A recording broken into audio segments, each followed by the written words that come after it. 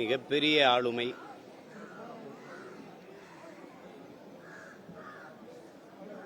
இந்திய துணைக்கண்டத்திலே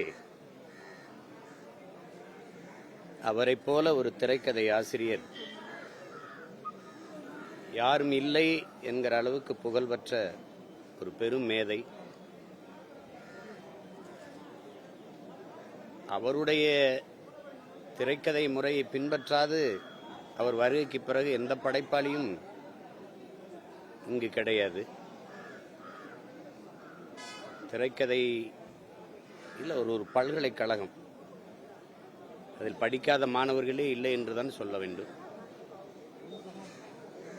அவர் எடுத்த படங்களில் எல்லாம் ஒவ்வொரு படங்களிலும் அவர் தொட்ட கதையும் அவர் திரையில் சொன்ன அந்த திரைக்கதை முறையும்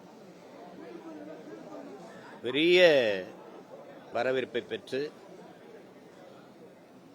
பார்த்தவர்களெல்லாம் வியப்புக்கு ஆழ்த்திய காவியங்களை படைத்தார். எங்களுடைய அப்பா இயக்குனர் இமயம் பாரதிராஜா அவர்களுடைய முதல் மாணவனாக வந்து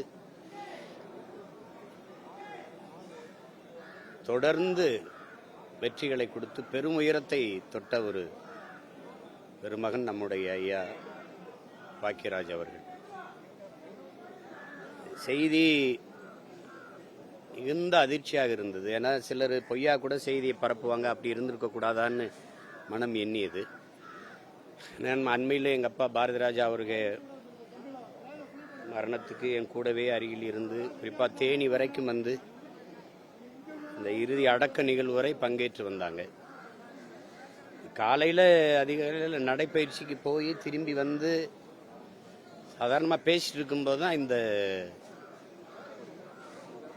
துயர முடிவு நிகழ்ந்திருக்குது. அது பெரிய வருத்தத்தை தருது. தம்பி சாந்தனு வந்து